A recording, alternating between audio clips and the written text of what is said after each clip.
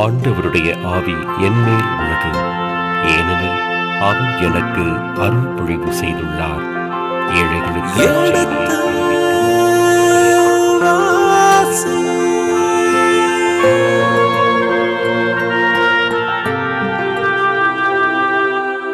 எடுத்து வாசி.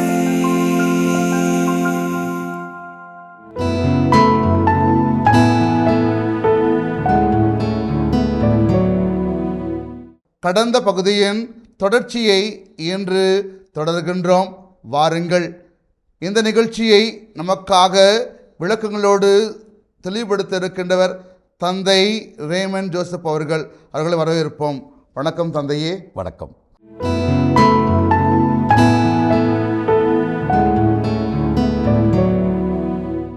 எனவே அசிரிய மன்னனுக்கு இவ்வாறு தெரிவிக்கப்பட்டது: நாட்டினின்று அப்புறப்படுத்தி சமாரியாவின் நகர்களில் நீ குடியேற்றிய இந்த மக்களுக்கு அந்நாட்டு கடவுளை வழிபடும் முறை தெரியாது.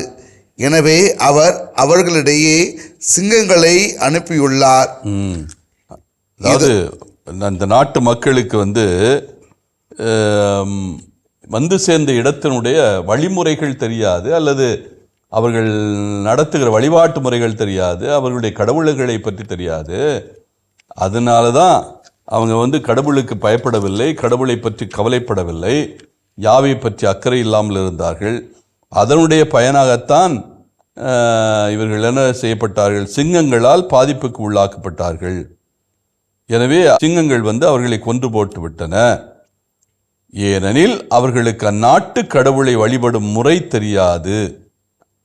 அப்போ இந்த முறை தெரிந்திருந்தால், கடவுளை இவர்கள் ஏற்றுக்கொண்டிருந்தால், யாவையை கடவுளாக ஏற்றுக்கொண்டிருந்தால், இப்படிப்பட்ட ஒரு தீமை யாருக்கு விளைந்திருக்காது? அசிரியாவிலிருந்து வந்த மக்களுக்கு. அதாவது இங்கே ஒரு முரண்பாடு என்னன்னா, இவங்க ஒரு தெய்வத்தை வழிபடுகிறார்கள், ஆனால் அங்கே வாழ்கிற மக்கள் இன்னொரு தெய்வத்தை வழிபடுகிறார்கள். இஸ்ராயல் மக்கள் ஒரு தெய்வத்தை வழிபடுகிறார்கள். வந்தேரிகளாகிய இந்த பாபிலோனிலிருந்து, கூத்தாவிலிருந்து, அபாவிலிருந்து வந்த மக்கள் இன்னொரு கடவுளை வழிபடுகிறார்கள். இந்த ரெண்டு கடவுளுக்கும் இல்லை இருக்கிற ஒரு வேறுபாடு, ஒரு முரண்பாடு. என எதற்காக இந்த தீமை இவர்களுக்கு வருகிறது? வந்தேரிகளுக்கு வந்த நாட்டினுடைய அல்லது சென்றடைந்த நாட்டினுடைய கலாச்சாரமோ மொழியோ மதமோ இவர்களுக்கு புரியாத புதிராக இருக்கிறது. அப்போ அந்த புரியாத புதிராக இருக்கிற போது அவர்களுக்கு ரெண்டு பேருக்கும் இடையே உறவு நிலைகள் பாதிக்கப்படுது. அப்படி உறவு நிலைகள் பாதிக்கப்படுகின்ற போது இழப்புகளை சந்திக்க வேண்டியிருக்கிறது. அப்படி தான் நம்ம பார்க்க முடியும். இந்த இழப்பு என்பது, இவர்களுடைய இழப்பு என்பது இறப்பு. அதாவது சிங்கம் இவர்களையெல்லாம் கொன்று போட்டது அப்படின்னு நாம் வாசிக்கிறோம். இப்போ சிங்கம் கொன்று போட்டது என்றால் ஒரு இழப்பை சுட்டி காட்டுகிறது. இப்போ இந்த இழப்பு எப்படி வருது? ஏன் வருது? வந்தேரிகளால் ஏற்கனவே வந்த நாட்டினுடைய கலாச்சாரத்தை புரிந்து கொள்ள முடியவில்லை, மதத்தையும் புரிந்து கொள்ள முடியவில்லை, மனிதர்களையும் புரிந்து கொள்ள முடியவில்லை. இப்போ எங்கே இந்த புரிதல் இல்லையோ, அல்லது புரிதலுக்கான வாய்ப்பு இல்லையோ, இரண்டு குலங்களும் அல்லது இனங்களும் சேர்வதற்கான வாய்ப்பு இல்லையோ, அப்போ வந்தவர்களுக்கு மிகப்பெரிய இழப்பை சந்திக்க வேண்டியிருக்கு. எனவே இந்த சிங்கம் இவர்களை கொன்றழிப்பது என்பது ஒரு உருவகம். அந்த உருவத்தின் அடிப்படையில் ஆசிரியர் என்ன சொல்கிறாருன்னா, ரெண்டு இனங்களும் இணையாதனால வந்தவர்கள் பாதிப்பை சந்திக்க வேண்டிய ஒரு சூழல் ஏற்படுகிறது என்பதை சுட்டிக்காட்டுகிறார். தொடர்ந்து, எனவே அசிரிய மன்னன், நீங்கள் சமாரியாவிலிருந்து நாடு கடத்தியிருக்கும் குருக்களுள் ஒருவர் அங்கு திரும்பி செல்லட்டும். அவர் அங்கே சென்று அவர்களுடன் தங்கியிருந்து நம் மக்களுக்கு அந்நாட்டு கடவுளை வழிபடும் முறையை கற்பிக்கட்டும் என்று கட்டளையிட்டான். இது ஒரு சமரசமான சிந்தனை. சமாரியா மன்னன் இந்த அளவுக்கு அவனிடத்தில் ஒரு வெறுப்பு உணர்வு இருந்தாலும், வடநாட்டு மக்களை அடிமைப்படுத்திய ஒரு சூழலிலும் வடநாட்டு மக்கள் மத்தியில் ஒரு சமரச நிலை ஏற்படணும், போராட்டங்கள், இது எந்த அரசனையும் எதிர்பார்க்க மாட்டான். ஒரு இடத்துல மக்கள் சண்டையிடுவதும் குழப்பங்களை ஏற்படுத்துவதும் ஒட்டுமொத்தமாக அந்த அரசுக்கு வந்து ஒரு இழப்பு. நல்ல சூழலை உருவாக்க முடியாது. ஒரு 2 இனங்களுக்கு இடையில் இருக்கிற அந்த போராட்டங்கள் வந்து அது வலிமையானால் அரசன் தன்னுடைய நாட்டை இழக்கக்கூடிய ஒரு சூழல் கூட வருவதற்கு வாய்ப்பு இருக்கிறது. அது வந்து முளையிலே கிள்ளி எறிய வேண்டும். அந்த ஒரு நிலையில்தான் இந்த அரசன் என்ன பண்ணால் ஒரு நல்ல முயற்சி எடுக்கிறான். ஏற்கனவே சமாரியாவில் இருக்கிற மக்கள் வந்து நாடு கடத்தப்பட்டு இருக்கிறார்கள். அவர்கள் அசிரியாவினுடைய பல பகுதிகளிலே தங்கியிருக்கிறார்கள். அப்போ அவர்களில் வந்து இந்த கலாச்சாரத்தையும் மொழியையும் அதே மாதிரி சமய நம்பிக்கைகளையும் போதிக்கக்கூடிய நபர்கள் இருந்தால் அவர்களை கண்டுபிடித்து அவர்களை வந்து சமாரியாவுக்கு அனுப்பி அசிரியாவிலிருந்து சென்ற மக்களுக்கு இந்த யாவே கடவுளை பற்றியோ அல்லது இஸ்ராயல் மக்கள் வழிபட்டு வந்த கடவுள் பற்றியோ அல்லது அவர்களுடைய வழிபாட்டு முறைகளை பற்றியோ கற்பித்து கொடுக்க வேண்டும். அப்போ தான் இங்கே வந்து ஒரு சுமூகமான நிலை ஏற்படும். 2 இனங்களும் அல்ல வந்த இனங்களும் ஏற்கனவே இருக்கிற இனங்களும் இணைந்து வாழக்கூடிய ஒரு சூழல் ஏற்படும். இல்லாவிட்டால் அவர்களுக்குள்ளே நடக்கிற அந்த குழப்பங்களையும் பிரச்சனைகளையும் சரி செய்வதற்கே நேரத்தையும் பொழுதையும் போக்கி கொண்டிருக்க வேண்டும். அதுதான் அவருடைய ஒரு இலக்கு, நோக்கு. அந்த அடிப்படையில் தான் சமாரியாவிலிருந்து அசிரியாவுக்கு சென்ற அங்கே இருக்கிற குருக்களில் சிலரை தேர்ந்தெடுத்து அவர்களுக்கென்று பயிற்சி கொடுத்து மீண்டும் அவர்கள் இஸ்ராயலுக்கு வந்து அல்லது சமாரியாவுக்கு வந்து மக்களுக்கு வந்து சரியான கருத்துக்களை சொல்லுவது, விளக்கங்களை சொல்வது, அவர்களுடைய வழிபாட்டு முறைகளை கற்றுக் கொடுப்பது. தொடர்ந்து அவ்வாறே சமாரியாவிலிருந்து நாடு கடத்தப்பட்ட குருக்களுள் ஒருவர் பெத்தேலுக்கு வந்து அங்கே தங்கியிருந்து ஆண்டவருக்கு அஞ்சி வாழும் முறை பற்றி கற்றுக் கொடுத்தார். சமாரியாவிலிருந்து வந்த அந்த குரு வந்து தனக்கு பணிக்கப்பட்ட அந்த பணியை இங்கே சரியாக செய்து முடிக்கிறார் என்கிற அந்த இப்போ எங்கே வர்றாரு? பெத்தேலுக்கு வந்து. இப்போ பெத்தேல் என்பதுதான் இப்பொழுது ஒரு முக்கியமான இடமாக கருதப்படுகிறது. சமாரியா வந்து அழிக்கப்பட்டு விட்டது. அசீரியர்கள் சமாரியாவை முழுவதுமாக அழித்து விட்டார்கள் 722. சமாரியா என்கிற நகரே இல்லை. எனவே தான் பெத்தேலிலே அவர்கள் வந்து மக்களுக்கு படிப்பினை சொல்லக்கூடிய அல்லது பயிற்சி கொடுக்கக்கூடிய ஒரு சூழலை இங்கே இது சுட்டி காட்டுகிறது. இப்போ 5வது பகுதிக்கு வருகிறோம். இந்த தலைப்பு வந்து வேற்றினத்து சமயம் இஸ்ரேலில் வேரூன்றுதல். அதாவது வேற்றினத்து சமயம் என்றால் நாடு கடத்தப்பட்டவர்கள் கொண்டு வருகின்ற அந்த சமயம் இஸ்ரேல் சமூகத்திலே வேரூன்றுதல். இப்போ 29வது வசனம் பார்ப்போம். ஆயினும் ஒவ்வொரு இனத்தாரும் தம் தெய்வங்களுக்கு தாம் குடியேறிய நகர்களில் சிலை செய்து முன்பு சமாரியர் அமைத்திருந்த தொழுகை மேடுகளில் வைத்து கொண்டனர். ஆக இங்கே ஒரு முக்கியமான சிந்தனை சொல்லப்பட்டிருக்கிறது. இஸ்ராயல் மக்கள் வந்து நாடு கடத்தப்பட்டு விட்டார்கள். அவர்கள் தொழுகை மேடுகளை பயன்படுத்தினார்கள். அந்த தொழுகை மேடுகளில் அவர்கள் வழிபட்டது வந்து பாகாலை. ஆனால் யாரை நினைவாக வைத்து வழிபட்டார்கள் என்றால் யாவையை நினைவாக வைத்து வழிபட்டார்கள். அதாவது யாபேக்கு அவர்கள் வைத்த அந்த பொற்கன்றுக்குட்டிகள், அந்த பொற்கன்றுக்குட்டிகள் தான் அவர்களுடைய வழிபாட்டு முறை. எனவே அந்த இடங்களில் இப்பொழுது எதை வைத்து வழிபடுகிறார்கள்? அந்நியர்கள், அவர்களுடைய தெய்வங்கள். எல்லா நாடுகளிலும் அவர்களுடைய தெய்வங்கள் இருக்கும். இப்போ கூத்தான்னா கூத்தாவுக்கு ஒரு தெய்வம் இருக்கும். ஆமாத் என்றால் ஆமாத்துக்கு ஒரு தெய்வம் இருக்கும். அவா என்றால் அவாவுக்கு ஒரு தெய்வம் இருக்கும். இப்படி ஒவ்வொரு பகுதிக்கும் ஒரு தெய்வங்கள் இருக்கும், ஒரு தெய்வம் இருக்கும். எனவே இந்த அவரவர்களுடைய தெய்வங்களே அவர்கள் கொண்டு வந்தார்கள். இது வந்து எல்லா நாடுகளிலும் நடப்பது உண்டு. அதனால தான் என்ன பண்ணுவாங்க, அந்த காலங்களில் ஒரு நாடு இன்னொரு நாடை கைப்பற்று என்றால் அந்த நாட்டினுடைய தெய்வங்களுடைய சிலைகளை எல்லாம் உடைத்து நொறுக்குவார்கள். அந்த மக்களை உடைத்து நொறுக்குவார்கள். என்றால் எங்களுடைய தெய்வங்கள் எங்களை கைவிட்டு விட்டன, எங்களுடைய தெய்வங்களுக்கு வலிமை இல்லை, எங்களுடைய தெய்வங்கள் வந்து வலிமை குன்றியதால் தான் நாங்கள் இப்பொழுது இந்த நாட்டுக்கு அடிமைப்பட்டு இருக்கிறோம், இந்த நாடு வந்து எங்களை அடிமைப்படுத்தி இருக்கிறது. எனவே இனிமேல் நாங்கள் எங்களை எந்த நாடு அடிமைப்படுத்தியோ அந்த நாட்டினுடைய தெய்வங்களை நாங்கள் வழிபடுவோம். இது வழக்கமாக நடந்தது இஸ்ராயேல் மக்கள் வாக்களிக்கப்பட்ட நாட்டுக்குள் நுழைந்த ஒரு காலகட்டம். அதனால தான் யாவே யோசுவாட்ட சொல்லுவார், நீ எந்த பொருளையும் எடுக்கக்கூடாது, எல்லாத்தையும் எனக்கு நீ பலியாக ஒப்பு கொடுத்துடணும், எனக்கு அர்ச்சனை செய்து விட வேண்டும் என்று எல்லா பொருட்களும் யாருக்கு அர்ச்சனை செய்யப்பட்டு அது முழுவதுமாக எரியூட்டப்படும். அப்படி தான் அவங்க அதுக்கு பேரே ஒரு குறிப்பிட்ட பேர் சொல்லுவாங்க அந்த செயலுக்கு. எப்படி நம்ம ஹோலி வார் அப்படிங்கிறோம்ல, புனித போர், அந்த புனித போர் மாதிரி அது அவர்கள் நடத்தியது ஒரு புனித போர் தான். அந்த புனித போரில் என்ன பண்ணாங்க, எந்த நாட்டுக்குள் நுழைந்தாலும் அந்த நாட்டில் உள்ள அத்தனையும் ஒட்டுமொத்தமாக அழித்து விடுவார்கள். எதையுமே அவர்கள் தொடக்கூடாது. அதில் உள்ள எந்த பொண்ணோ நகையோ பொருளோ ஆடு மாடுகளோ எதையும் தொடக்கூடாது. எல்லாவற்றையும் ஒட்டுமொத்தமாக அழித்து விடுவது. அதை எபிரேய மொழியில் ஹேரம் என்று சொல்வார்கள். ஹேரம் என்றாலே ஒரு புனித போருக்கு சமம். அனைத்தையும் அழித்து விடுகின்ற அந்த ஒரு நிலை. அப்போ அனைத்தையும் அழித்து விட்டால் எதுவுமே எஞ்சாது. அவர்கள் எந்த நாடு இவர்களை ஆக்கிரமிக்கிறதோ அல்லது இவர்களை அடிமைப்படுத்தோ அந்த நாட்டுடைய தெய்வங்கள் தான் இவர்களுடைய தெய்வங்களாக மாறும். ஆனால் இப்போ உள்ள காலகட்டம் 2 அரசுகள் புத்தகம் 17ஆம் அதிகாரத்தில் அல்லது 18ஆம் அதிகாரத்தில் சொல்லப்படுகின்ற சூழல் என்பது முற்றிலும் வேறு.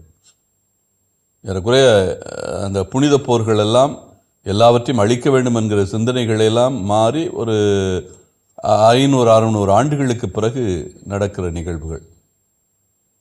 1300களிலே அவர்கள் வாக்களிக்கப்பட்ட நாட்டுக்குள்ளே நுழைந்தார்கள் என்றால் இப்போ உள்ள காலகட்டம் இந்த நாம் சொல்லுகின்ற அந்த நாடு கடத்தப்படுகிற காலகட்டம் என்பது 720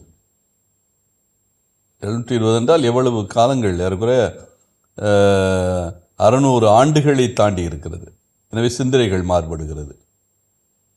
இப்போ என்ன பண்ணுறாங்க, இவர்கள் தங்களுடைய தெய்வங்கள் என்று தங்கள் நாட்டில் தங்களுக்கு சொந்தமான தெய்வங்களை எல்லாம் இங்கே கொண்டு வருகிறார்கள். தெய்வங்கள் என்றால் சிலைகள், சிலைகளை கொண்டு வருகிறார்கள், அவ்வளோதான். சிலைகள் வடிவிலே தங்களுடைய தெய்வங்கள் இருப்பதாக நினைக்கிறார்கள்.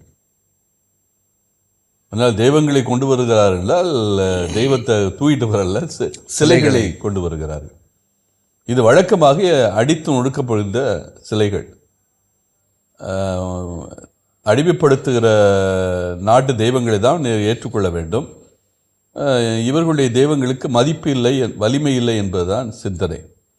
ஆனால் அந்த தெய்வங்கள் இப்பொழுது இவர்களுக்கு வாழ்வு கொடுக்கும் என்ற நம்பிக்கை இருக்கிறது. அதனால கொண்டு வராங்க. எல்லா மக்களுமே எந்தெந்த பகுதியிலிருந்து வந்தார்களோ 29ஆம் வசனம் அதுதான் சொல்லுகிறது. ஒவ்வொரு இனத்தாரும் தம் தெய்வங்களுக்கு தாம் குடியேறிய நகரங்களில் சிலை செய்து முன்பு சமாரியர் அமைத்திருந்த தொழுகை மேடுகளில் வைத்து கொண்டார்கள். உங்களுக்கு ஞாபகம் இருக்கலாம், எரிக்கோவில் எரிக்கோவை பிடித்த போது அந்த எரிக்கோவில் சில பொருட்களை அந்த இஸ்ரேல்களில் மக்களில் ஒருவர் எடுத்துக்கொள்வார். அது யாருக்குமே தெரியாது. இவர்கள் அடுத்து இன்னொரு இடத்துக்கு போருக்கு போவாங்க. ஆய் என்கிற இடத்துல போரிடுவார்கள். ஆனால் அதில் தோற்று விடுவார்கள். இவங்களுக்கு ஆச்சரியமாக இருக்கும், யோசுவாவுக்கெல்லாம் ஆச்சரியமாக இருக்கும். என்னடா அது, யாவே நம்மோடு கூட தான் இருக்கிறார், அவர் நமக்கு எப்போதும் வெற்றி கொடுப்பார் என்று நாம் நம்பியிருந்தோம், இப்பொழுது தோல்வியை சந்தித்து விட்டோமே, இது ஏன் என்று சிந்திக்கின்ற போது தான், ஆராய்ச்சி செய்கின்ற போது தான் இதற்கு காரணம் வேறொன்றுமில்ல. எரிக்கோவிலே போரிட்ட போது அங்கு சில பொருட்களை யாரோ ஒருவர் எடுத்து வைத்து கொண்டார். இது யாவேனுடைய சட்டத்திற்கு மீறிய செயல். அதனால தான் யாவே நமக்கு இந்த தோல்வியை கொடுத்து விட்டார் அப்படின்னு முடிவுக்கு வருகிறார். அதன் பிறகு அவருக்கு தண்டனை கொடுத்த பிறகுதான் மீண்டும் ஆயில் அவர்களுக்கு வெற்றி கிடைக்கிறது. ஆக எதற்காக சொல்லுகிறேன் என்றால், இந்த தெய்வங்களையோ பொருட்களையோ யாரும் தொடக்கூடாது, அதை அழிக்க வேண்டும் என்கிற அந்த சூழல் மாறி இப்பொழுது தெய்வங்களை எடுத்துக்கொண்டு கூட போகலாம் என்கிற சூழலுக்கு வந்திருக்கிறது. அவருடைய கலாச்சாரத்திலே மாற்றங்கள் வந்திருக்கிறது. இப்போ வீழ்த்தப்பட்ட மக்கள் தங்களோடு கூட நாடு கடத்தப்பட்ட ஒரு இடத்திற்கு தங்களுடைய கடவுள்கள் சிலைகளை கொண்டு செல்கிறார்கள். தொடர்ந்து 30. பாபிலோனியர் சுக்கோத்து பெனோத்து சிலையையும். இப்போ ஒவ்வொரு நாட்டுக்கும் ஒவ்வொரு இன மக்களுக்கும் அல்லது ஒவ்வொரு ஊர் மக்களுக்கும் என்னென்ன சிலைகள் என்பது இங்கே சுட்டிக்காட்டப்பட்டுகிறது. இந்த பாபிலோன் நகரிலிருந்து வந்த பாபிலோனியர் என்றால் பாபிலோன் நகரிலிருந்து வந்தவர்கள். அந்த மக்கள் வழிபடுகின்ற கடவுள் என்ன? சுக்கோத்து பெனதோத்து. சுக்கோத்து பெனதோத்து. அப்போ இந்த கடவுளுடைய சிலையை கூட கொண்டு போகிறார்கள். 2வது ஊர் கூத்தாவினர் நேர்கால் சிலையையும். கூத்தா நாட்டிலிருந்து அல்லது ஊரிலிருந்து வருகிறவர்கள், அந்த கூத்தா என்கிற நகரத்திலிருந்து வருகிறவர்கள் எடுத்துக்கொள்கிறது நேர்கால் என்கிற சிலை. நேர்கால். ஆமாத்தியர் அசமா சிலையையும். அப்போ ஆமாத்தியர் வழிபட்ட சிலை அசாமா. அவ்வியர் நிபுகாசு தர்த்தாக்கு சிலையையும் செய்து. அவ்வியர் என்பது அவா என்கிற ஊரிலிருந்து வந்தவர்கள். அந்த அவ்வியர் நிபுகாசு தர்க்காத்து சிலைகளையும் செய்து வைத்துக் கொண்டனர். மேலும் செபர்வையார் தம் நாட்டு தெய்வங்களான அதிர்மெலக்குக்கும் அனமெலக்குக்கும் தங்கள் பிள்ளைகளை தீயிலிட்டு பலி கொடுத்தனர். ஆக ஒவ்வொரு நாட்டினரும் ஒவ்வொரு ஊரினரும் என்னென்ன தெய்வங்களை வழிபட்டார்கள் என்பது இங்கே பட்டியலிடப்படுகிறது. பாபிலோனில் வந்தவர்கள் சுக்கோத்து பெனுதாத் என்கிற அந்த கடவுளை வழிபட்டு இருக்கிறார்கள். அந்த கடவுளுக்கு சிலைகளை வைத்திருக்கிறார்கள். கூத்தாவினர் நேர்கால் என்கிற அந்த கடவுளை வழிபட்டு இருக்கிறார்கள். அதற்கான சிலையும் வைத்திருக்கிறார்கள். ஆமாத்தியர் அசமா சிலையையும் அவ்விய நிபுகசு தர்த்தாக்கு சிலைகளையும், அதாவது அந்த கடவுளையும் அவர்கள் வழிபட்டு வந்தார்கள். அந்த சிலைகளை எல்லாம் இப்பொழுது கொண்டு வருகிறார்கள். இறுதியாக சஃபர்வையும். அந்த சஃபர்வையர் தம் நாட்டு தெய்வங்கள். அந்த சஃபர்வையருக்கு 2 கடவுள் இருக்கிறார்கள். எப்படி அவ்வியருக்கு 2 கடவுள்கள் இருந்தார்களோ, நிபுகாசு தர்க்காத்து என்கிற கடவுள்கள் இருந்தார்களோ, அதே போல சஃபர்வையமுக்கு 2 கடவுள்கள் இருக்கிறார்கள். அதிரமலக்கும் அனமலக்கும். ஆக 7 கடவுள்கள் வந்திருக்கிறார்கள். 7 சிலைகளை கொண்டு வந்திருக்கிறார்கள். ஆனால் 5 ஊரை சேர்ந்தவர்கள்.